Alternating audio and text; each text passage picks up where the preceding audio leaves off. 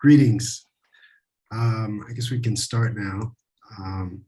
So I would, first of all, I'd like to welcome you all to our first Sinology Fortnightly session of the 5th COVID wave. We're very lucky today to have Dr. Andrej Fech here to share his work with us. Dr. Fech studied Chinese studies and philosophy at the University of Tübingen in Germany. And he's an expert in early Taoist texts and Chinese philosophy. He wrote a dissertation on the Wenzi, the Taoist classic. And he has one book out called Das Bambus-Wenzi, Versuch der Rekonstruktion des philosophischen Standpunkts eines daoistischen Textes der frühen Han-Zeit. So reconstruction from the philosophical point of view of this early Han text, early Han Taoist text. Dr. Fech has also held prestigious fellowships like that at SUSTech in Shenzhen, and he's currently an assistant professor in the Chinese Language and Literature Department at Hong Kong Baptist University. So he is our colleague here at Baptist, and we're very glad to have him. And so I would like everyone to welcome Dr. Andrej Fech. He is going to speak for approximately 1 hour, and then we're going to turn it over to questions. And if you wish, you can write your question into the text or into the chat. I'll try to keep track of those. Or if you want to ask your question in person, you may also write that into the chat or unmute yourself. It looks like we don't have a huge number of people today, so if you want to speak, that's another possibility. So without further ado, I would like to hand this over to Dr. Fech. Thank you so much for joining us and sharing with us today. Thank you, David, for your kind introduction, and thank you guys for joining me and for giving me this opportunity to share some of my work with you. Before I do that, let me share the PPT with you. I think we should start with that. And well, this is a project I've been working on for a number of years now. So on and off, because I have many other things to do. So the title of the talk today is the Zhou and its place in early Chinese historiography and philosophy. And this investigation is part of my ECS project, Elevating the Worthy and Mandate of Heaven in the Late Warring States period, the philosophy of the Zhou. A couple of words to Zhou, to the version of Zhou that we have nowadays that is available to us. It is part of the Peking University collection. It was probably created, this particular copy, during the last years of Han Wuji. So it's Xi Han, Western Han Dynasty. The title, as you can see, is written on the back of the third bamboo slip, here Zhou. And the extant scope is 211 bamboo slips, which corresponds to roughly 5,000 characters, because each bamboo slip is inscribed with 24 characters, right? So we have 5,000 characters. Its original scope, however, was roughly 6,000 characters. And there are different views as to what it means, actually. And according to Professor Han Wei, actually 1/6 of the original version is missing. 1/6, which corresponds, well, to 1,000 characters and to something about 40 bamboo slips. However, Chen Jian, another prominent professor, he believes that this number, Da Fan Liu Jian, approximately 6,000 characters, was actually referring to some units that were not included in this current version, right? So he believes that when Zhou entered the grave, it was smaller. It had a smaller scope than 6,000 characters. And I actually support his idea, because in many cases we can establish quite accurately the number of lacunas, the number of missing slips, right? I would distinguish here between several situations. first situation, you see columns, chapter 4, chapter 6, chapter 7, chapter 8, and chapter 9, where we can be absolutely certain about the number of the missing slips, right? Why? Because as you can see, chapter 6 and chapter 8, they're complete. They just, nothing is missing there. And then chapter 7 and chapter 9 have counterparts in the received literature. So we can establish how much text is actually missing based on the comparison. In both cases, it is the Lusha. So we can establish, okay, this is in each case 2 slips.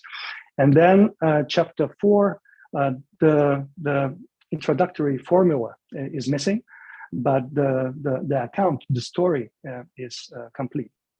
So we can estimate that 1 slip is missing there. So the mean ratio of missing slips for these 5 chapters, is almost 9%, which is rather low. Then we have chapters where we can still establish the number of missing slips pretty accurately. Why? Because in many cases we have something that is called versus slips, So versus slips here. And based on the versus slips, based on the pattern and the angle of the versus slips, versus lines, we can establish as to how many slips are missing in a particular case. So here, for example, in between bamboo slip 154 and 153, 1 bamboo slip is missing, and in the case on the right-hand side, 2 bamboo slips are missing. We can establish it pretty accurately. And we also have some textual features of the text, for example, rhyme and the development in the plot, which are also very helpful in establishing the number of missing slips and the length of lacunas. So the mean ratio of missing slips in those chapters is 9%, 9.25%, right? So if we count them together, then for the first 13 chapters, the mean ratio of missing text is, well, roughly below, somewhat below 9%, 8.9%. The chapter 14 is the longest one. It has a rather convoluted structure. That's why it's difficult to estimate as to how many slips it contained in the beginning. However, if we apply this mean ratio that we established for the first 13 chapters, then we will get 36 to 37 bamboo slips. That means that altogether, the number of missing slips is 20 and not 40. So you remember, hopefully, that Professor Han Wei, he established that the amount of the missing slips is 40, but based on my estimate, it's only 20. And that means that the total initial number of slips was 231, not 251. This corresponds to the initial total number of characters of 5,520. And there is this gap, there is this difference of 480 characters, right? So we need somehow to explain it as to how, why does the text contain less characters than indicated on the last bamboo slide? Well, my approach, my take is that we have also repetition marks. We have many repetition marks in the Zhou, namely 88. And I believe that the scribe or the copies, that they were aware of this fact, that there is a large number of the repetition marks. And you can, by the way, see the repetition marks here, right? So just 2 lines. But they were, I don't know, maybe too lazy just to count them. So they roughly indicated the length of the manuscript as 6,000 characters. But of course, what Chen Jian suggested might also be true, that this number refers to some units that were not included in the text. In any case, we see that the text is smaller than indicated on the bamboo slip to 221. Okay, let's go to the protagonists of the text. And they first introduce in the 2 formulas of the text. So we have the opening formula and closing formula. So in total, we have 14 chapters, and each chapter of the Zhou begins with the same formula. So here, for example, we see it was the opening formula. It was on the first day of X month when Crown Prince Gong came to court. Lord Zhou, one of Zhou, personally cautioned him with the following reminders, 永子念也. And then the closing formula in each case is, having instructed the crown prince with these reminders, Lord Zhou Wen gave him the manuscript of his speech and personally enjoined him, saying, make effort not to forget these admonitions which you have received on the first day of X month. And well, there are some interesting features about those formulas, because they are reminiscent of the setting is reminiscent of the practice of announcing the month, right? According to this practice of announcing the month, a king announced at the beginning of each month actions that were appropriate for this particular month to his subordinates, right? So we can see that Lord Zhou Wen, he is positioned as a superior of Prince Gong. Then there is a great emphasis on the personal delivery of instructions, Zishen. And I think this is not trivial, given the fact that in most cases we have a special officer, Rishal officer, who would read out loud the orders or instructions in the name of the kings, right? So this emphasizes the personal characters of the instructions. And then the character Nian that we see here, in my understanding, it has connotations of admonition, shen, and reading out loud. So we see it here, 永子念也, right? And in my understanding, it might have both connotations. So the admonition, and this is an admonition that is read out loud. The chapters of the Zhou are rather long, so the instructions are also very long. So I think the scenario was, or the situation was, that the Lord Zhou Wen was reading out loud his instructions to Prince Gong. So if we take a look at the appearance in chapters in the text, we see a very interesting situation actually.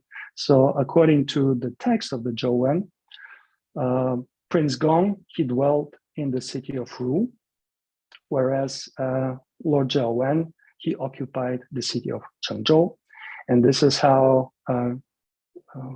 Lord Zhou Wen addresses Prince Gong by saying, you have the city of Ru, but if the people of Chengzhou are not your people, how will you preserve the state?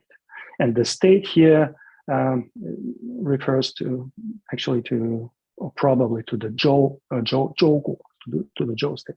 Here on this map, you see Chengzhou here in the center, and Jiaru is up here. Unfortunately, I cannot find a corresponding dot, but it's got to be here somewhere, right? In any case, Chengzhou and Jiaru were two cities, and they both protagonists dwell in different locations. Prince Gong in Jiaru and Lord Zhou Wen in Chengzhou. So we can establish the relationship, the sort of the paradigm of the relationship between the two protagonists in the Zhou. Lord Zhou Wen, he embodied the highest authority in Zhou, with the residence in Chengzhou. And this is a very interesting fact because he was not the Zhou king, right? He was just the ruler of the East Zhou. I'm going to talk about this point later on, but it is interesting that in the Zhou Xun, the institution of the Tians, right, is not mentioned at all. So Lord Zhou Wen is presented as the highest authority, the highest ruler in Zhou. Prince, he is also depicted as Prince Gong's superior and possibly his father. In some cases, we can see that, yes, he is most likely the father of Prince Gong. And he also appears in this work as a paragon of worthiness. So he is a person who appreciates worthiness, who tries to embody worthiness in his own behavior and so on. As for Prince Gong, he's portrayed as a ruler over the city of Ru, as I mentioned already. And he appears actually as a regional ruler when compared to Lord Zhou Wen. So Lord Zhou Wen appears again as an overall ruler of the state, and Prince Gong rather appears as a Zhuhou Wang, as a, well, yeah, as someone who rules over an allotment, over a fief. And he appears as not yet worthy in the Zhou Xun, so there is a need for him to be instructed. So this is the basic parameter, we can say, in the Zhou basic parameters. If we take a look at the appearance in the received sources, we will find that there is not a single mention of them together. They're not mentioned together. And then they appear only in a small number of texts. Take, for example, Lord Zhao Wen. He appears only in the Huainansi Liu Shi Chunxiu in Zhang Guozi, but the account of the Huainansi is actually is borrowing. Huainansi is borrowing from the Liu Shi Chunxiu. So we can see that this rule is mentioned only in the Liu Shi Chunxiu and Zhang Guozi. In the Zhang Guozi, if you take a look at the names of the rulers or the respective titles, you see Zhou Jun, Zhou Wenjun. It's not actually clear that it was Lord Zhao Wen of Zhou. Some scholars believe that it's Lord Zhao Wen of Zhou, based, for example, on this posthumous title Wen. They believe it must be Lord Zhao Wen, but again, we cannot be sure. We can only guess. So we can say that for sure, Lord Zhao Wen appears only in the Liu Shi Chunxiu. And the Liu Shi Chunxiu, we can distinguish between two different traditions in the Liu Shi Chunxiu.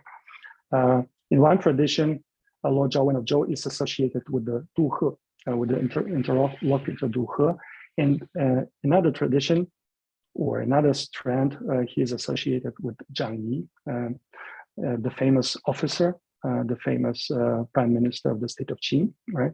And this is the only laudable and the only favorable mentioning of Lord Zhao Wen in the entire transmitted literature, right? So this is the chapter for us to look at, because here Lord Zhao Wen appears in a similar role as in the Zhou. So again, now we're looking at their appearance in the received text. As for Prince Gong, he only appears in Zhang Guozi and Shiji, and basically it is a few. I mean, we're dealing with a few words that are recorded about him. So let's first take a look at this Baogeng chapter. What the Baogeng chapter says about Lord Zhao Wen. And it actually, in the beginning, it talks about Zhang Yi, who was a minor son of the house of Wei. When traveling west to Qin, he passed through East Zhou. A retainer spoke to Lord Zhao Wen about Zhang Yi, saying Zhang Yi of the house of Wei is a talented shi, Zai shi, and he is traveling west to Qin. I hope your lordship will treat him with courtesy. Lord Zhao Wen received him in an audience and said to him, I have heard that you are going to Qin. My own state is small and insufficient to keep you, but even though you're leaving for Qin, can you be really sure to be given an opportunity to implement your policies? Should you not be given such an opportunity, then I would like to ask you to return as a favor to me, and even though my state is small, I will be willing to share it with you. Turning to go, Zhang Yi bowed twice, facing north. When he departed, Lord Zhao Wen saw him off and provided him with supplies. Zhang Yi arrived in Qin, and after some time, King Hui was pleased with him and made him prime minister. Of those whom Zhang Yi treated with kindness, none equaled Lord Zhao Wen. Zhou had 1,000 chariots, yet Zhang Yi treated it with more respect than a state with 10,000 chariots. He made King Hui of Qin regard Lord Zhao Wen as his teacher. At Fengzi meeting, the king of Wei served as Lord Zhao Wen's driver, and the king of Han as his guard on the right. Even today, his reputation has not been forgotten. This is due to Zhang Yi's influence, right? So we can see this very close connection between Zhang Yi and Lord Zhao Wen. In fact, there are several points that are worth mentioning here. First of all, he stands out in, Lord Zhao Wen stands out here through his respect and for and support of the able officers. Shi. This is more or less, this is similar to the Zhou Xun, right? Where he also is concerned with the worthiness. Then another interesting point is the connection to the state of Qin. Right, so he is mentioned here as a teacher of King Hui of Qin. And yet another point is that Lord Zhao Wen somehow, again, the Son of Heaven is not mentioned, the Tianzi is not mentioned. And Lord Zhao Wen appears as the sole beneficiary of the meeting in Fengzi.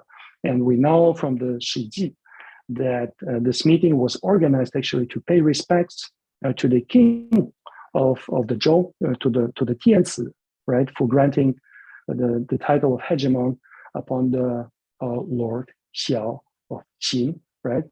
So here again, this absence of fiancé is conspicuous. So, and Lord Zhao Wen again appears as the sole beneficiary of that meeting. Okay, so as for Prince Gong, as I mentioned already, there is only this brief one statement. After his heir Gong died, Lord Wu of West Zhou had 5 sons by his concubines, but no more sons by his queen to be installed as heir. Right? And this is it. This is all we have about Prince Gong. Unfortunately, because we don't really know as to why they are depicted in the Zhou as having met. So, and actually, if we want to establish the connection between them based on the transmitted text, we will find out that it's not an easy endeavor. Because, well, first of all, there are different accounts about the relationship between Lord Hui of West Zhou and Lord Hui of East Zhou. So you probably know that the Zhou domain in the year 367 BCE, it's split into domains, right? In the West Zhou and the East Zhou, and the first founder, the first ruler, the founder of the East Zhou was Lord Hui, and the relationship between this Lord Hui and Lord Hui in the West Zhou, well, there are different accounts of this relationship.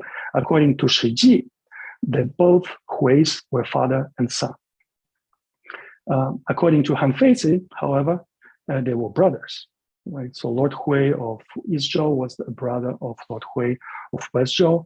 And why do I put a stress on that? Because the relationship between Lord Zhao Wen and Prince Gong depends on which source we take as a reference. So if we follow Shiji, and if there are no other rulers than presented here, these question marks, by the way, indicate that some scholars believe that there must have been a ruler in between Lord Hui and Lord Zhao Wen, but these are the rulers that we can reconstruct based on the transmitted sources, right? So if there were no other rulers, if the question marks, I mean, the rulers did not exist where I placed question marks, then Lord Zhao Wen and Prince Gong, who appears here as the son of Lord Wu, then they were, I think, cousins.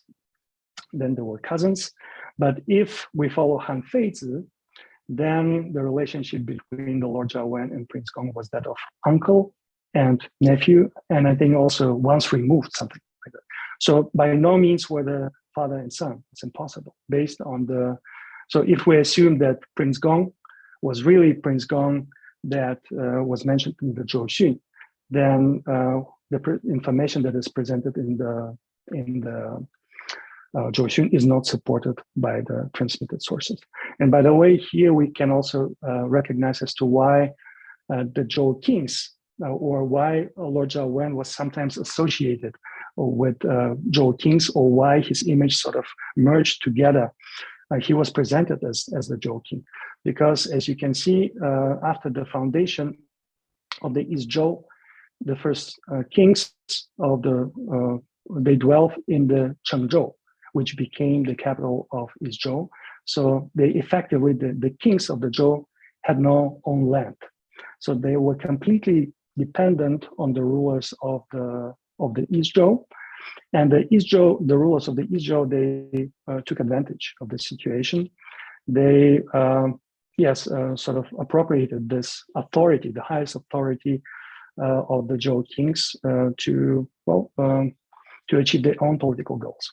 This situation changed with King Nan, the last king of Zhou. He moved then to the capital of West Zhou, Jiaru, right? But during the Lord Zhao Wen times, they were still dwelling in the capital of Chengzhou, right? That could explain as to why Lord Zhao Wen is sometimes depicted as the highest authority, because, well, the Zhou kings had absolutely no power back then, and they were dwelling in the same place, in the same city as Lord Zhao Wen. All right, so we can see that there are some correspondences and some differences between the accounts of Lord Zhao Wen and Prince Gong in the Zhou Xun in the received text. The correspondences are that the association, there is an association of Lord Zhou Wen with the East Zhou and Prince Gong with the West Zhou, especially if we take Shiji and Zhou Xun. Then there is Lord Zhou Wen preoccupation with orties, and this conspicuous absence of the Zhou sons of heaven, Tianci, are missing in the Zhou Xun and also in the Baogeng chapter. The only difference, or the largest difference, concerns the familial relationship between the two. In the Zhou Xun, they are most likely represented as father and son, whereas, as I just showed, it's impossible that they were father and son based on the transmitted sources. So how do we resolve this situation? How do we resolve this contradiction? Well, Han Wei, he suggested the following. According to him, Prince Gong and Lord Zhou Wen did indeed meet several times, because Prince Gong, he was sort of looking for a political ally, and he was looking for advice and support. And later on, these conversations, the records of the conversations, were transformed or modified by the authors of the Zhou Xun to the effect that now these were conversations between father and son. Why? According to Han Wei, it was done in order to enhance the educational value of this work, right? This is his idea. And you can find it in his article, Ruogang Wenti, and so on page 264. However, I believe that it is highly unlikely that they could have met at all. Because, well, if we take a look at the alleged lifetime, right, of Lord Zhou Wen, for example, we see that he most likely passed away in 314 BC. And Prince Gong, as the son of Lord Wu, he, was probably announced as prince, as Taizi, sometime after Lord Wu ascended the throne. So it was not very likely for him for them to meet at all. And besides, the relationship between the East Zhou and West Zhou was hostile. These were two belligerent states, and we have many accounts of them fighting with each other, going to war against each other. So under this kind of these circumstances, have a meeting every month, it's not very likely that one representative of one country would come to another country. It's not very likely. So my view actually all along was that the two characters, they seem to belong to the plot of the text. They seem to have been chosen to represent, to stand for some values of an idea. And I will return to this issue at the very end of this talk. As you can see, it's a rather complex issue, and I will present my idea at the very end. So the creation time of the Zhou Xun, I think in order to decide this question, we need to take a look at the two parallels between the Zhou Xun and the Liu Shi Chunxiu. So chapter 7 and chapter 9 of the Zhou Xun, they correspond perfectly. I mean, these are close parallels to Liu Shi Chunxiu Ai Shi, a story in the Ai Shi, and the Liu Shi Chunxiu story in the Baogeng. And if we take the second one, we see that these are really, the parallels are very close. Moreover, if you count the number of characters missing in the Liu Shi Chunxiu, you will see that these are exactly 24 characters. So you remember that each bamboo slip of the Zhou Xun is inscribed with exactly 24 characters. But to me, the most important thing that in the Baogeng chapter, this story about Zhao Dun is placed before the account of the Lord Zhou Wen. And in the story of the Zhao Dun is presented in the Zhou Xun, of course, as the instruction of Lord Zhou Wen. So it could not have been a coincidence, I think, that these two stories that are associated with Lord Zhou Wen, that they appear together, that it was just a coincidence, again, that they appear together in the Liu Shi Chunxiu, which contains a huge number of different accounts. So to me, this speaks to the point that the authors of the Baogeng chapter, they knew that the Zhao Dun account. So Zhou Dun story, and Zhao Dun and the Starving Official. This story also appeared in the Zhou Xun, and that's why they placed these two stories in this order, right? So, but there are also many other points that actually prove quite convincingly. I wrote an article about that, which show quite convincingly that in each case, we can argue that the authors of the Baogang chapter, they borrowed from the Zhou Xun. So we can establish that the Zhou Xun was created before the Liu Shi Chunxue. And also chapters from the Zhou Xun appear in different parts of the Liu Shi Chunxue. In the first part, then the second and the third. So the authors of the entire compendium of the Liu Shi Chunxue, they were able somehow to read Zhou Xun. They had access to Zhou Xun. I think it's quite significant. So we have to say that the Zhou Xun must have been created before the Liu Shi Chunxue in the late Zhangguo period. As for the chapter structure in the Zhou Xun, we can see that the first chapter stands out because it provides general principles of rulership that are created or written using chain argument. But this is chain argument also appears in chapter 12, only a brief passage. But the rest of the text is constituted by the narratives. And this is the way how these narratives are sort of integrated into the larger body of text is very interesting. So we have narratives in 13 chapters from 2 to 14, which begin with the formula xi in the past. And there are different ways of summarizing those narratives. There are two basic ways. This is what X expresses in saying Y. This is a very common one. And so X is Y. This is another common synopsis. What I do find interesting is that these formulas, different summary formulas, they correspond to different types of rhetorical questions. So we see two basic patterns of chapter organization structure within Zhou Xun, chapter 4, 7, and 9, which has the narrative synopsis and then rhetorical question, and then chapters 10 to 13, which have identical structure, narrative, and so X is Y. Now you are Jin Ru, or now I am Jin Wo, right? And there is then in the very end a rhetorical question, which is different from how can X not. Okay, so as for the stories, the narratives, which constitute the bulk of the text, we see that they begin, usually they contain only one story, only one account.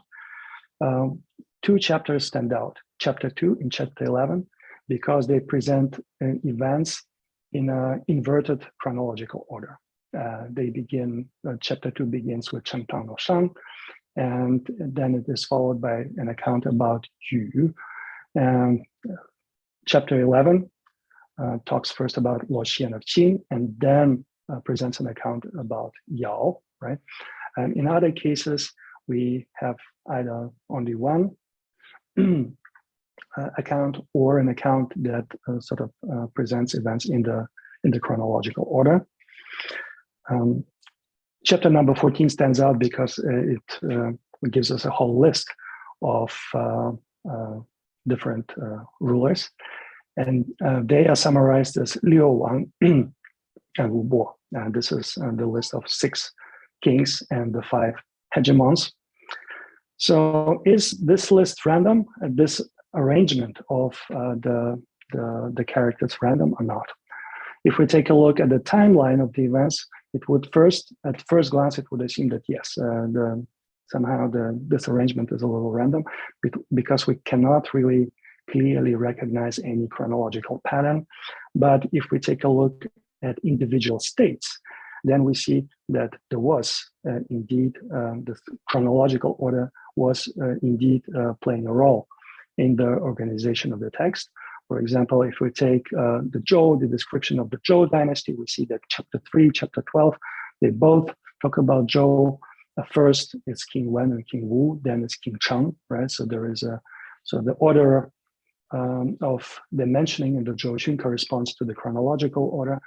The same goes for the state of Jin, which in chapter 6, where chapter 6 describes events preceding Lord Wen of Jin's ascension to the throne, and then some events that took place after his ascension to the throne. Then Qin, also a very clear case, so chronological order, and then Zhao, the state of Zhao, or the lineage of Zhao, in this case is presented based on the chronological order. So we see that when combined with geography or political issues, we can indeed see that there was the chronology together with geography that they played a role in organization of the text. Then if we take a look at different domains in the Zhou, we find that the most prominent was the Zhou, which is understandable given that it's, well, Zhou.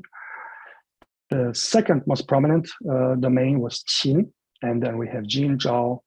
In some respect, Zhao and Wei, they still belong to genus Sanjin, but still the text discusses them separately, right?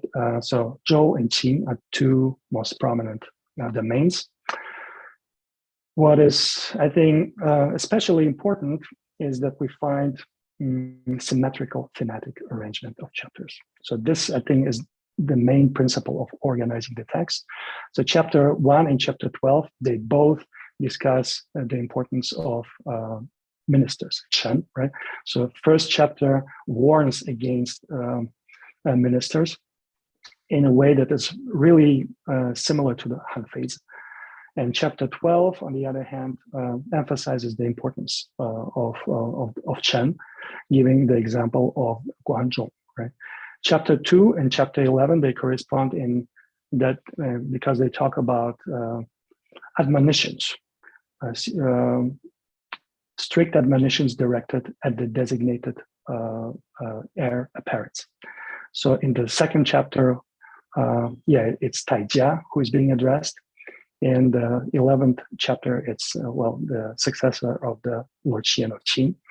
Then chapter number 3 and chapter number 10 present political successes of the polities where an individual was established as a successor who was not the eldest son of the ruler, right? So they correspond in this.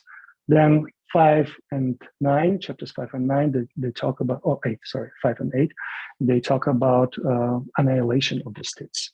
Annihilation of the states which were not able to choose worthy individuals. Right? So we find this clear correspondence between the first 12 chapters, and the first 12 chapters, they correspond to the months of the regular year, right? So chapter number 13 and 14, they still have this special significance in the Zhou. And of course, this arrangement is very different from let's say, Lu Shi Chunxiu, where each month has its specific significance, which is different from all other months. Here, symmetry is, in my understanding, symmetry is the most important tool of organization or arranging the text. And we find this symmetrical arrangement also in the arguments, in the development of argument. Well, you are probably very familiar with the 对偶, right, or antithesis, and this is a very common way of developing argument in the Zhou, where we have two different strands, not stands, a negative strand and a positive strand. The rhyme very often reinforces that particular lines belong to, or emphasizes that particular lines belong to the strand. So we can see here that the juxtaposition of the negative strand and the positive strand. So symmetry appears to be a very prominent principle of textual organization. So the first, the most prominent organizing principle is the symmetrical topical arrangement, and chronology, geography also play a role, but a subordinate role when compared to the topical arrangement, right? So we can explain as to why the arrangement of the timeline of the events looks so weird, and because it was partly due to the topical arrangement. Okay, so if we move on to the main theme and philosophical notions, we find that the main concern of the text was consolidation of power, maintenance of power. So the text was trying to formulate the principles that could be used by a certain lineage to consolidate the power and to sort of have the power for a long time. And in this process of consolidating the power, the transfer of power, the process of transfer of power, the event of transfer of power was regarded as particularly crucial, right? When the power is given from father to a son, for example. And so the gray color and the blue color, they signify different chapters that discuss this issue of power transfer, but in the different ways. So gray chapters, they contain admonitions or dismissals of the designated heir apparents, whereas the blue chapters, they present stories of political success that result from installation of worthy heirs who were not eldest sons of respective rulers, right? So in all 4 chapters, blue chapters, the ruler that is established or the successor that is established is not the eldest son of a ruler. So when put together, and we see that, again, this arrangement cannot be a coincidence. And when put together, they signify, or they sort of, this arrangement, I think, is meant to overthrow this principle of primogeniture. The oldest or the eldest son of the ruler is automatically regarded as his successor. So if we take a look at the different topics, we see that Xian, worthiness, is the main notion of the text, appearing 26 times. Then we have, we can distinguish between ethics as applied in the state, ethics as applied in the family, Xiao Zi Qi. Knowledge is not very important, so the questions of epistemological questions of recognizing, cognizing the world. Religion plays role only in chapter 14. Dao appears only in 2 chapters, and then Li and Yi only appear 2 times, right? So questions of correct decorum, of what is proper, they do not play a significant role in text. So we see that in many cases, for example, family ethics, we see that many of these notions appear in the chapters that are dedicated to the questions of power transfer, the vast majority of the terms, right? So let's move on. Just to give you one example of how the text deals with the question of power transfer. It was on the first day of the 3rd month when Crown Prince Gong came to court. Lord Zhou Wen of Zhou personally cautioned him with the following reminders. He said, in the past, King Wen of Zhou asked Hong Yang, saying, I have 4 sons. One is of noble birth, one is my favorite, one is the firstborn, one is worthy. Whom should I install as successor? Hong Yang replied, to install the noble and not the worthy would be like appointing 2 women from Mount Qi as scribes in charge of the archives. Could they really maintain this position? To install the favorite and not the worthy would be like placing a 3-month-old toddler in an open field and decorating him with the precious jade half discs of the Xiahou lineage. Could he really avoid perishing? To install the firstborn and not the worthy would be like letting the 9 tripods of Kunwu, and here we have, unfortunately, lacuna, worry about disadvantages. So King Wen said, excellent. Thereupon, he personally performed the ritual, enacting Fa as the crown prince. So I think this is pretty important. Zili, right? Personally performed, personally sort of invent the ritual, performed the ritual. When King Wen expired, Crown Prince Fa was enthroned. As soon as he came into possession of all under heaven, he immediately put the territory within the 4 seas into order.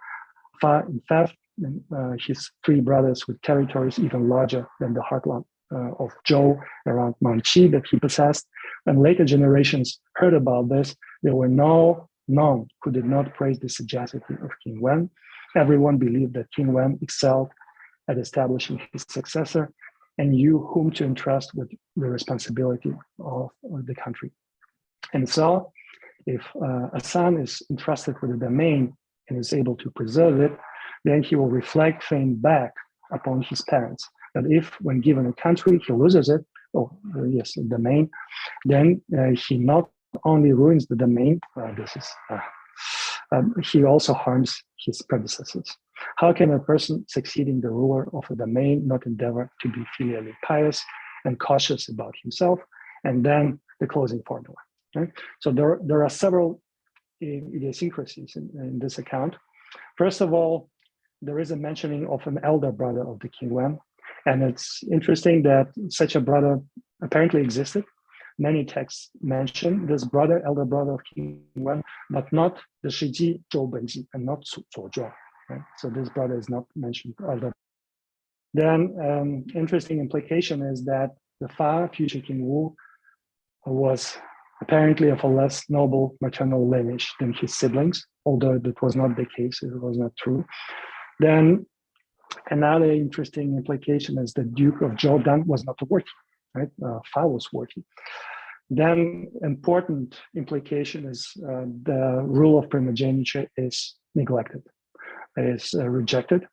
And we can go back to the Zi, right? So King Wen sort of, he performed Li himself, right?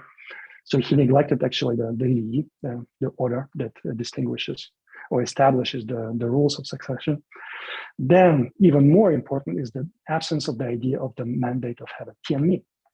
There is also no mentions of the evil Shang rulers, whatsoever, right? So the Zhou came to dominate the world not because of King Wen's possession of the mandate of heaven, but solely because of his correct decision regarding Fa's establishment. And this account is very different as to what we read in Shangshu and Shiji and so on. Right? We can compare this account of the Zhou with the Zuozhuan. In Zuozhuan, there is a clear hierarchy. When the heir apparent dies, if he has a full younger brother, he should be established as heir.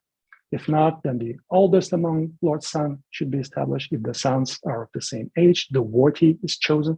So Xian appears here only in the third position. The worthy one is chosen. If they're equally dutiful, then divination is used. This was the way of the ancients. And the second one here, I think the particularly important is Wang Bu Li Ai, right? So the king does not establish his heir based on personal preferences. So when we compare Zhou to the Zuozhuan, we see that they correspond only in rejecting personal preference for establishment I, right? But Zuozhuan provides this elaborate account or rules where nobility, seniority, virtue, and divination all play a role. Virtue corresponds to worthiness, right? That's the abilities of a person, and yet it is listed only in the third position. In the Zhou the only criterion is the worthiness. Right? So we can see again that the Zhou rejected this idea of primogeniture, of all rules that settle the succession apart from the meritocratic principle. So we can see that hereditary principles and meritocratic principles both play a role in the Zhou, which establishes this hereditary succession based on meritocracy. But for Zhou, the main concern is still to consolidate the power within one lineage. So the hereditary principle is still very important. And we can see it on this legend of Yao's abdication in the Zhou. Usually, Yao abdicates to Shun because his son is Danzhu is depraved, and Shun is so worthy, and Yao is impressed with Shun, so he just dismisses his heir apparent Danzhu and establishes Shun. Here, however, we find a different account. In the past, the son whom Yao loved was Danzhu, who was fond neither of kindness nor filial piety and embellished music with excessive emotions. This is how I translate this Fan Yue. Yao wanted him to become worthy, but was unable to instruct him. Therefore, he dismissed Zhou, not establishing him. Instead, Yu Shun was installed in this position. I think, again, this is very different from the usual accounts. And it is clear from here that had Zhu been able to reform himself, Yao would have never established Shun, right? He would have never invested Shun with power. This is, of course, very different from the recently abdication texts, such as The Way of Tang and Yu, Zigao, Rongcheng Shi, where the emphasis on the worthiness as the main precondition for political rule. In the Zhou we find a combination of both, namely in the way that any rules of succession, traditional rules, have to be abandoned, except for choosing the worthy successor. So this is Rongcheng Shi. I don't really have much time to discuss it. So some advantages of the Zhou model. So it could explain simultaneous existence of several power centers. Qin, Chu, Zhao, Wei, Qin, Qi. The notion of mandate of heaven was not able to explain the rise of new powers. So then also renunciation of the old ritual system, particularly the rule of primogeniture, a more autonomous concept of power. If we think back to this, if we go back to this account of the Zhou dynasty, establishment of the Zhou dynasty, the evil Shang rulers are not discussed at all. So Zhou presents us with a very strong notion of xian and believes that xian, if you are xian, then you will become successful, politically successful, no matter what. So any considerations of time, the time needs to be correct, right? They don't play any role. The xian will succeed in any situation. So we can even say that Zhou provides a philosophy of the survival of the worthiest. The worthy will survive.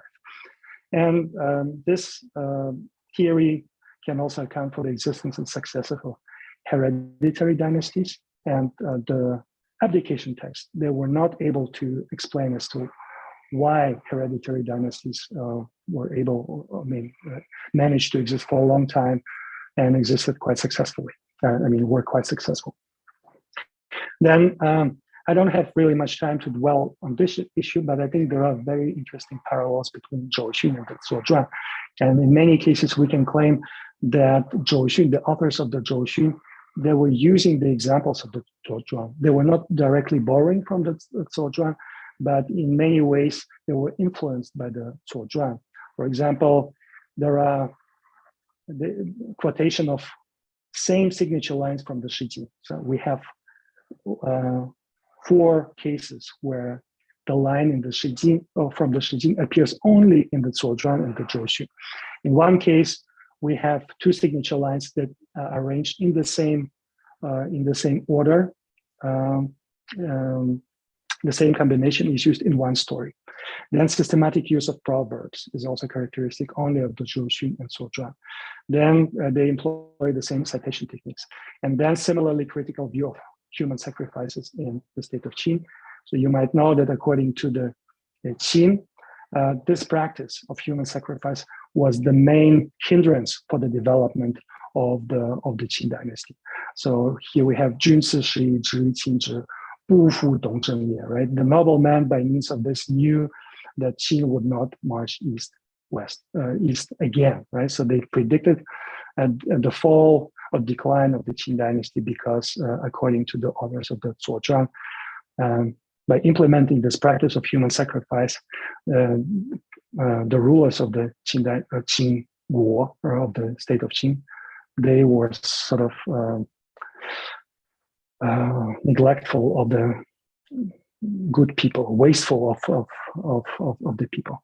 Well, it is interesting that in Zhou we find a similar account, an account where it addresses the same issue of human sacrifice. So we have here Lord Qian of Qin, who is depicted here as renouncing this tradition for the first time.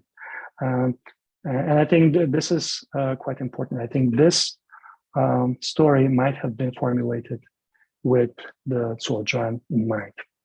especially if we compare it with Shiji.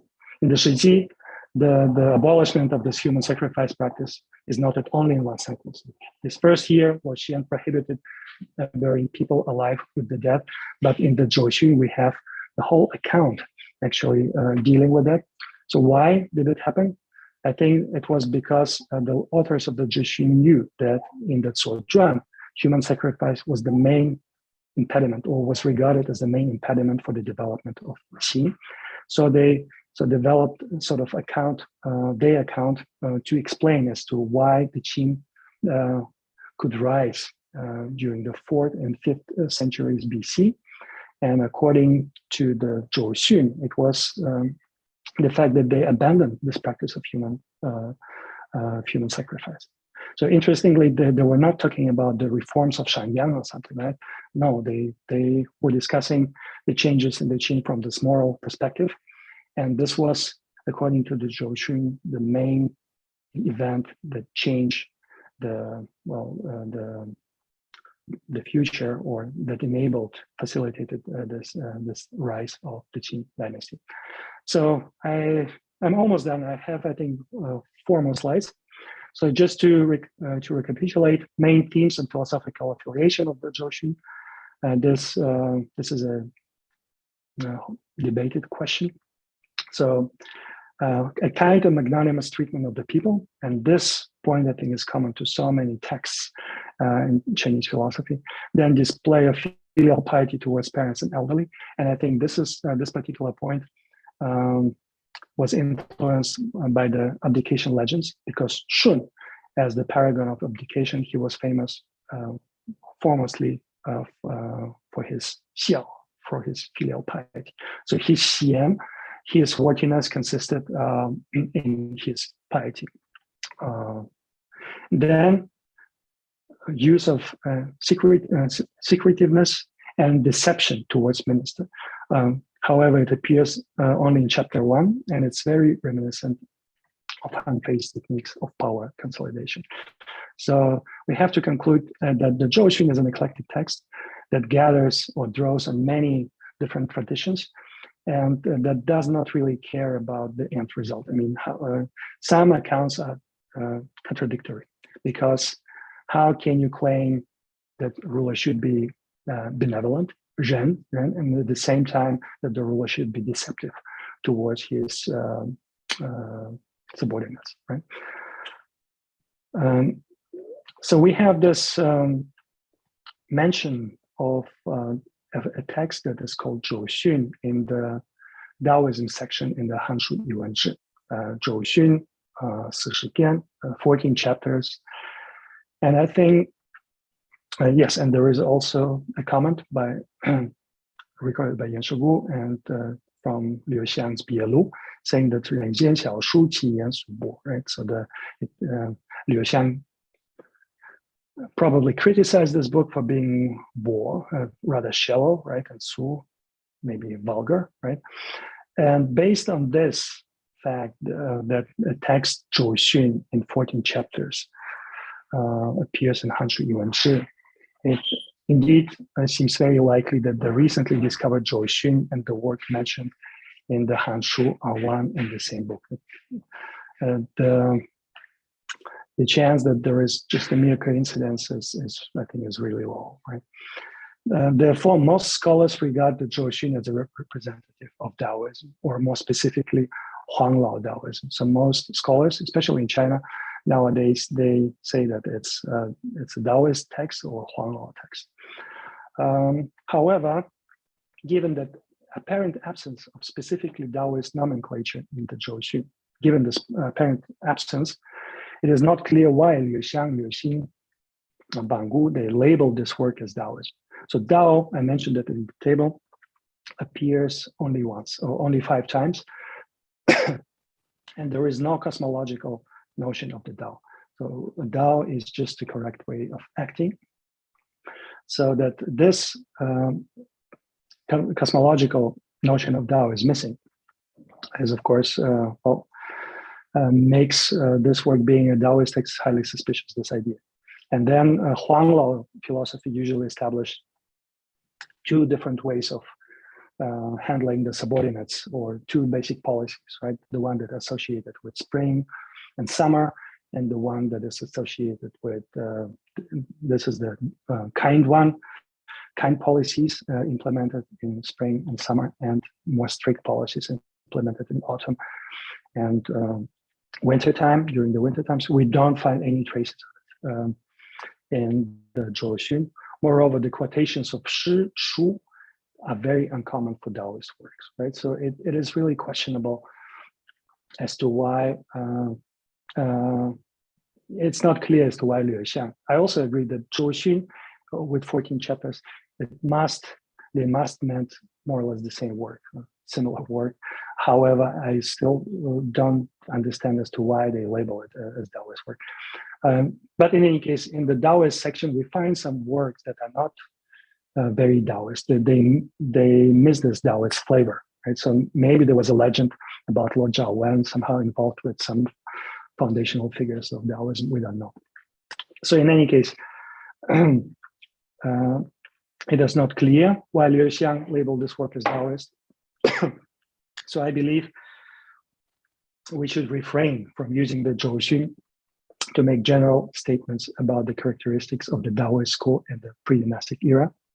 This is what is being done very often now, to say, oh, Zhou is a Taoist work, Huang Lao. So Huang Lao, just a sec. So Huang Lao must have existed already in preaching time before Liu Shi, and Huang Lao had these characteristics that Zhou has. I think this is not the correct way of arguing about that.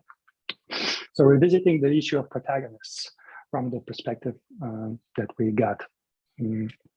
So the reasons for the introduction in the Zhou are not really clear, and it is also unclear as to how much the authors knew about the historical Lord Zhao Wen and Prince Gong. Lord Zhao Wen appears as the highest political authority in Zhou, as well as the last representative of this ruling house with the reputation of a worthy and virtuous ruler. Lord Zhao Wen's instructions of Prince Gong might have been created to emphasize Lord Zhao Wen's worthiness. That means his willingness to establish a person who, albeit a relative, was not his son. But it is also possible that the real adversaries of Lord Zhao Wen's teachings were the power holders of the state that conquered the Zhou, the Qin. Favorable treatment of Lord Zhao Wen in the Liu Shi Chunxiu, the most prominent Qin work, seems to support this conjecture. Right? So, given the fact that Lord Zhao Wen was popular or seen as a virtuous person only in the Baogeng chapter of the Liu Shi Chunxiu, right? I claim that it might have to do something with the Qin state, especially given the information that the King Hui of Qin, he regarded Lord Zhao Wen as his teacher.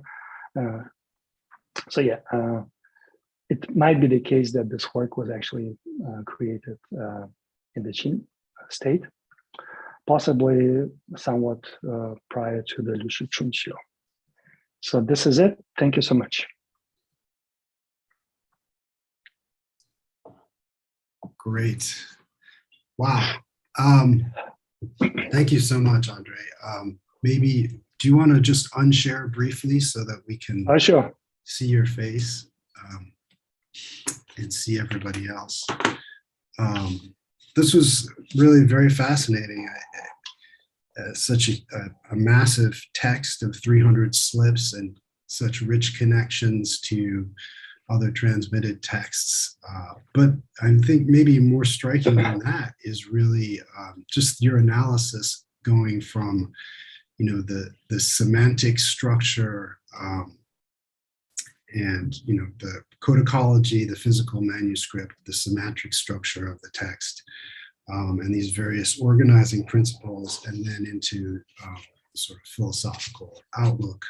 And there's a lot of very rich material for discussion here. So I want to just say, first of all, I can start some of the questions, but anybody who would like to ask a question, please go ahead, either write it in the chat, or if Andrej is not sharing, you can try waving your hands. I think I can see everybody here, however you like.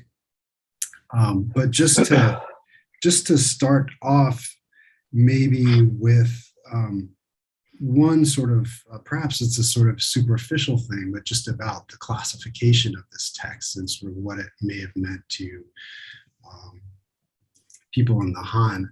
When I was just boning up on this text beforehand, and this may seem somewhat superficial, the editors quote the Yuanzhi saying, and this is specifically about its identity as a Daojia scripture or not. And it says this text or these texts, 历记成败存亡，祸福古今之道. So at least from the sort of internal perspective of the Yuanzhi, it's not necessarily what, we would in the context of, say, philosophical Taoism or religious Taoism associate with Taoism, but it sounds like their sort of definition might be a little bit different. So that's just sort of a comment. Maybe you have a response to it. But to me, that's, I wonder just how much we need to sort of bring in notions of philosophical or religious Taoism to understand how people may have contextualized this. So that, I mean, maybe that's just a start. I have a bunch of other questions. So I think in the Hanshu Yuanzhi, we have this definition of Daojia, right, that Van Gogh gives, or maybe he's just using the Liu Xiang or Liu Xin's definition as emerging from this office of historiographers, right, when they wrote down several events. And there is this very close connection to historiography, right? And they knew about the rise and the decline of the states, and that's how they came to be so wise and so on.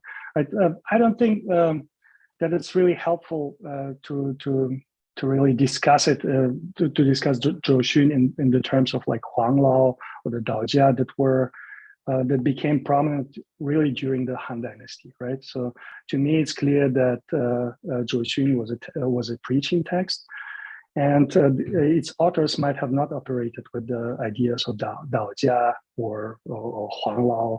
Those notions might have not existed, right? To me, it's an eclectic text for sure. I think a very interesting point about that are those parallels to the Hanfeizi too, right? And these are, so most scholars nowadays, they find those parallels between the Zhou Xun and Hanfeizi, and they say, okay, the Hanfeizi was called the Huanglao in the Shiji, right? So that's why there is this connection between Hanfei, Huanglao, and his philosophy was based on the Dao, right? This cosmological concept of Dao. That's how Zhou Xun can be regarded as the Huanglao or the Daojia text. However, again, I think that those parallels, if we assume that the Zhou Xun was really created before the Liu Shi Chunxiu, that it existed, it shows that these ideas were just out there, right? So the Hanfeizi, the idea of that the ruler needs to be secretive, that the ruler needs to be furtive towards his subordinates. These ideas had they were not necessarily developed from the Dao cosmology. So nowadays, also most of the scholars, Hanfeizi scholars, they believe, or some scholars, they believe that Hanfeizi somehow deducted those thoughts from the laws, right? But I think what he did is just to connect the existing lore about this, saying that proposing that the ruler best be secretive and furtive, with the cosmological speculations of the Taoist philosophy, that he combined it together. So Zhou Xun develops similar ideas, but Zhou Xun's author based this idea on the Shijing, right, and the Yan, not on Lao Tzu, right? And I think it's a very interesting point that they all tried. These ideas were there. Yeah, I think they existed, and yeah, people try to somehow reconnect them to the different sources, so connect them to different sources. Some to the cosmological speculations, some to the traditional lore, to the Confucian canons, and so on. Yeah. Thank you. So I see some other faces. Do we have other questions? Jorn. I just unmuted myself. Can you hear me? Yes. Great. Thank you, Andrej, for this interesting speech. I have a question which just popped into my head when I thought, wait a minute, why is that? And when you showed us the text at the beginning, I remember it said that at the end of the admonition that the physical text was handed over to the prince. Right. Yes. So I wonder, why is that there? I remember this feature from bronze inscriptions that you have a command, and then the king or the king's agent says, all right, and now we give this command in writing to the appointee. Yes. And it kind of makes sense that you have the text on the bronze and that you have noted down how this text was given to the appointee, because the bronze inscriptions, due to its being cast on the bronze, has a different function than the text of the command. But in a text like the Bao Xun, I wonder, why those two versions? Why is there a version that specifically refers to how the text, which is obviously not the one on the bamboo manuscript that we have, is handed over to the prince? Otherwise, if it would be the same, then you wouldn't have this description, right? So is this particular to the Zhou Xun, or is this some aspect we see in many excavated texts? I can't recall really myself. I think we do have this. Well, in the Bao Xun, you just mentioned Bao Xun. In the Bao Xun, the setting is also that King Wen, he reads from a script, right? Or he gives the script. He gives the script to the King Wen, to the King Wu, to Fa, because he is too sick actually to read it out loud by himself. But I think I mentioned this ceremony or this event of Gao Yue, of announcing the month, right? And this is something that we find in many texts. Excavated text, I think, and in the end of this Gao Ye, announcing months, right, of this event, I think they were also given the manuscripts, the manuscript that they could take with them and study them. This is, I think, in the Zhou Xun, this is for purposes of the study. And interestingly, we have in the chapter number 13, we have a story that mirrors the whole setting of Zhou Xun very closely. We have a ruler who sort of instructs his son, and after the instruction, he gives him a manuscript. And then after several months, he all of a sudden asks his son, okay, where is the manuscript? Do you have it on you? And the son, says, yes, I still remember what you said, and this is the manuscript. I do study it every day. And then the ruler said, okay, now I know that you are Hao Xue, right? You love learning, and now I can establish you as so you take my word seriously, and I can establish you as heir apparent, right? As my successor. Oh. I think the same idea plays also a role here, that he takes the manuscripts, he is given the manuscripts for study. So Lord Zhao Wen reads it out loud for him in the setting. He receives the manuscripts, returns to city of Zhou, right, where he can study it for the whole month. Mm-hmm. I think this is the idea behind it. Oh, thank you. Interesting. Sure. Questions? Vincent? Yeah, may I? Yeah. So thank you, Andrej, for this wonderful talk, and it's very interesting. In part because I actually I'm very unfamiliar with the text. I have not worked with this text, and so it's really interesting to hear the different ideas in it. I do have a question about the literary form of this text. I think that's one of the things that I found quite striking, in your description of this text. I mean, by the end of your talk, you noted, the various kind of somewhat radical ideas that the text seems to be arguing for. But of course, we have other texts written in other ways that argue for similar things in early China. You have the Zhuozhuan, you have those essays in the Xunzi, you have all those texts, different kinds of essays and dialogues in the Hanfeizi and Mencius, and of course the Lexi Chunqiu. I do wonder, if the author or authors of this text aim to argue for these things, like why did they opt for this particular literary form? This exchange between these two figures. I find that really strange. Like, so like basically form and content. Do you see a logic behind the choice of this particular literary form in the service of this particular argument? And then beyond this text, do you see this as part of some kind of a literary genealogy? It does remind me a little bit of the Shi Liu Jing in the Ma Wang Dui, some of the dialogues between Huangdi and some weird ministers. There seems to be a genre like that, like kind of floating out there. So I do wonder if you have any thoughts about that. Thank you.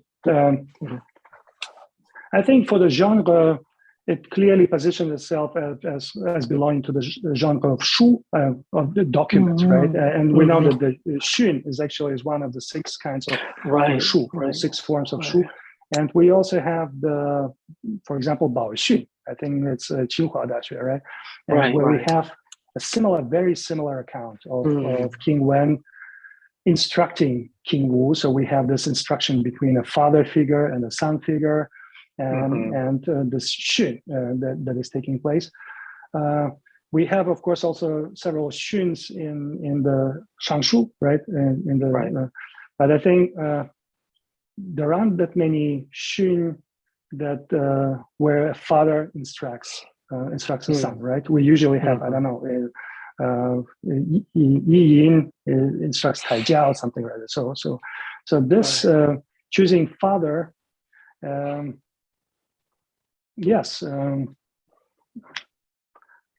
I think this is again to underscore this idea that there is this distrust towards ministers. It says that okay, we need to, and in one place, Lord Zhou Wen also says, if it wasn't for me talking to you, who would actually say this wisdom to you, convey this wisdom to you, right? So he is somehow very Lord Zhou Wen. I mean, in this sense, he is very Hanfeijian.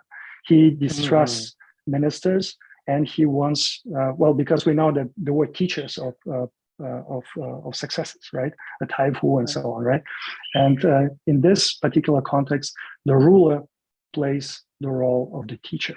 And I think it can be partly connected to this distrust towards the ministers, right? So I know the best what I mean. You need to. I mean, what is important for you, and so on.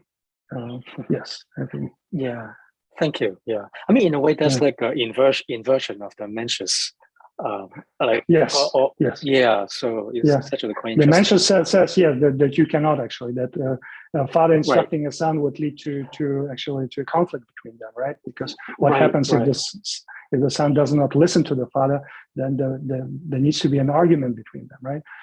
But in the Zhou, they're very radical about that. So if the son is not able to listen to the father and act according to the father's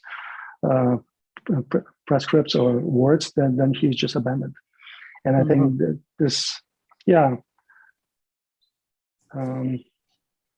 this again, that the primogeniture was completely left out in the Zhou. I think this is quite significant, especially given that I think this rule of primogeniture was still employed throughout millennia in China, right? It was still one of the main rule of deciding the succession, the successor, how to establish the successor. Right. Sorry. Right. Thank you. Yeah. Thank you. Just to follow up on that, I mean, it is really interesting. I just going back to the passage that you shared about the hereditary transfer from King Wen forwards. It almost you presented it pretty quickly, so I'm not sure if I really fully understood it. But in some ways, the two halves of it seem to me like a non sequitur.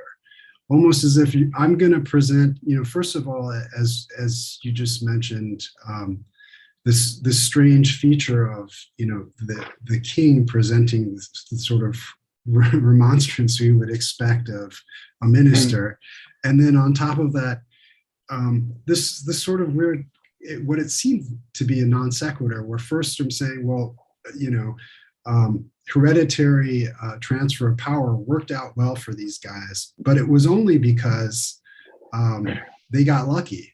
In fact, it's much more important to pick someone who's worthy, is sort of how the conclusion ran, at least in my immediate recollection. So do you think that this results from some, first of all, is my interpretation of that correct? And second of all, if it is, I mean, is this something that results from kind of the process of compilation, or yeah, I think that's my question. Which passage are you referring to? Is it the one with Wen Wang? The one with Wen Wang. Yeah. Let me just. If you'd like to reshare it, yeah, that'd be great. Yeah, maybe I can share it. So, just a second. Can you see the PPT now? Yeah. Okay. So you're saying in the end of it, right? So there is this.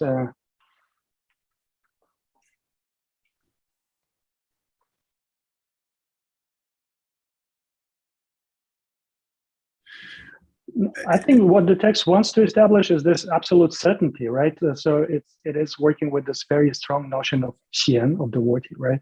And it's there is this claim that xian will work no matter regardless of the circumstances, right? So yes, the emphasis of xian, that xian again. So here there is no discussion as to what the situation was, right? That for example, the last ruler of the Shang dynasty was an evil, depraved man, right? Zhou, absolutely no discussion of that.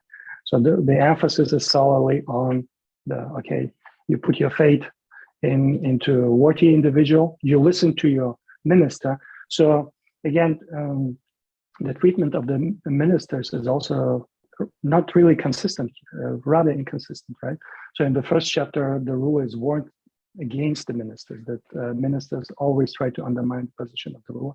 But here it's Hong Yao, all right? So the King Wen, he is following the advice of Hong Yao. And also chapter 12 also mentions the importance of the Xian Shen, right, of the worthy ministers. But I'm not sure I'm answering your question. So sorry, well, can you please repeat it again? I'm sorry. Yeah, I mean, now that my memory is jogged, I think my impression was that the interpretation of the sort of historical interpretation that came out of this was maybe the Wen Wu Cheng Zhou transmission of power was actually not hereditary, and was in fact done on the basis of merit. But then is there another possible interpretation in which it worked out just because it happened to work? These guys also happen to be meritorious. I'm just kind of, I'm sort of struggling with exactly, what implications this has for our interpretation of, the development of the early Zhou kingship. Yes, the interpretation is that, again, the primogeniture as the rule of establishing did not play a role here, right? It just, so there was this elder brother of King Wen, but again, he is not mentioned in the Zhou Benji, and he's not mentioned in the Suozhuan. He is mentioned, for example, in the Li Ji, this elder brother of King Wen, and he's mentioned also in, I think, in Huainan's, right? So there was an elder brother of King Wen. So in most other sources, King Wen is represented as the eldest son, right? The eldest son of, King Wu, all right, is represented as the eldest son of King Wen. And here the emphasis is very clear on this idea that, he established a worthy son, right? That's why Zhou dynasty was so successful. So the main concern in the Zhou is still to find a worthy individual among your progeny somehow, right? And how far can you go, right? This is just the question. Is it just your sons, or is it, for example, would it include a nephew? So if we reconstruct, for example, the relationship between Lord Zhou Wen and Prince Gong, in some accounts, according to, for example, Han Feizi, they were uncle and nephew, right? So was it possible for a worthy ruler to establish his nephew when he realized that the nephew was a worthy one? And one of the examples actually that is contained in the Zhou Xun is the Zhao Jianzi and Zhao Xiangzi. And I think Zhao Xiangzi, he chose a nephew as his successor. He chose a nephew as his successor. So maybe something, again, we don't know as to what the authors of the Zhou Xun knew about Lord Zhou Wen, the historical Lord Zhou Wen and historical Prince Gong, and why they chose these two guys to sort of promote their ideas. But again, main concern is to find a worthy individual within your family, within your progeny. Maybe even it could go as far as your nephews and so on. Maybe in my interpretation, again, if this work was written really in the Qin dynasty, that maybe they tried somehow to, that the Qin people were saying, okay, so this is the last worthy ruler of the Zhou dynasty, right? So there was this conflation of the Dong Zhou rulers and the kings, the Zhou kings, right? So he was the last virtuous ruler of the Zhou dynasty, and according to his teaching, the main thing is worthiness. And our kings just, our Qin rulers just happen to be more meritorious than Zhou, and this is it. We just replaced them. And this is the end of the story. Might be, I don't know. I'm still so struggling with the explanation as to how to explain what they wanted to achieve actually by choosing these two individuals as protagonists. Thank you. So we do have a little bit more time. Maybe if you could unshare just for a minute, and I'll open it up again to whoever else like to ask some questions. We've got time for maybe one or two more. It's 4:29.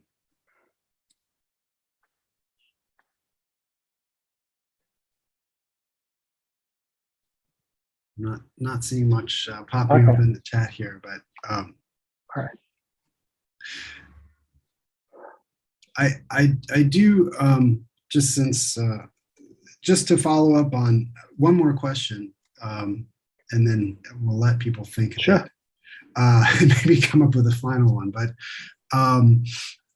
just in relationship, just following up on what Vincent said about the Sinology at Ma Wangdui, and also your the claims that you made about this being a sort of pre-existent text in the time of the compilers of the Lushi Chunqiu and so forth. There is, as far as I can tell, so it seems to me that you did make some support of the argument that the actual structure of this text is reflected in some transmitted text, or it gets projected onto the order of some of the anecdotes, even if the identity of the speaker is changed. Is that correct? I mean, the larger question is, how, if these things are sort of collections, or they're collectanea of some sort, then how do we know that they're not just using the same source? So just a basic question of transmission, because it does seem, from what you've said, that this is very highly ordered.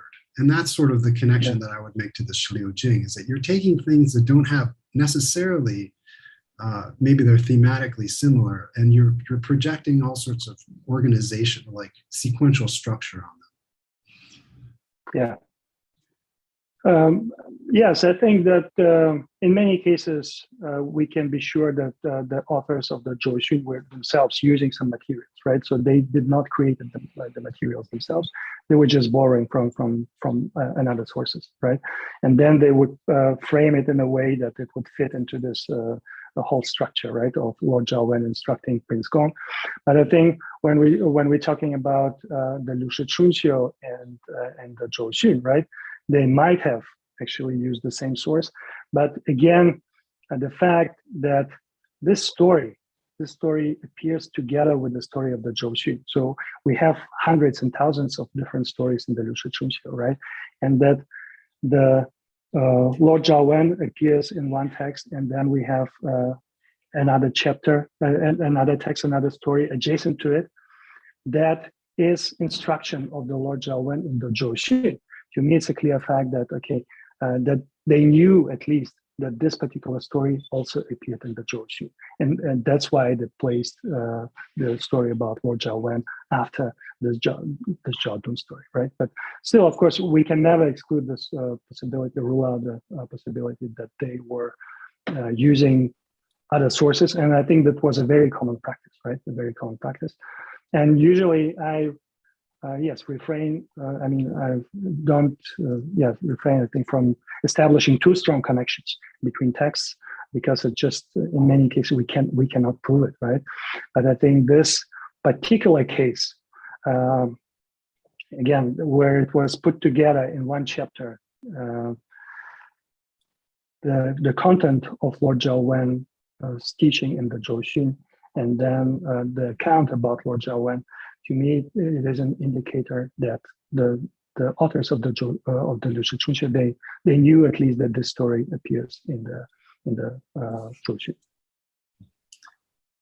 Thank you very much, Andre. So it is now 4:33. We're a little bit over. Unless there's a very last question, which I don't see up in the chat here. I'm going to thank you very much for sharing with us today. It's a really fascinating project. It seems to me definitely worthy of a book, and I look forward to hearing more as it developed and so forth. Yeah. And thank you so much for sharing with us today. Thank really you. Appreciate Thank it. you. Thank you for your questions. Yes, thanks. Okay. All right. Bye-bye. Bye-bye. Bye-bye. Take care. Take care.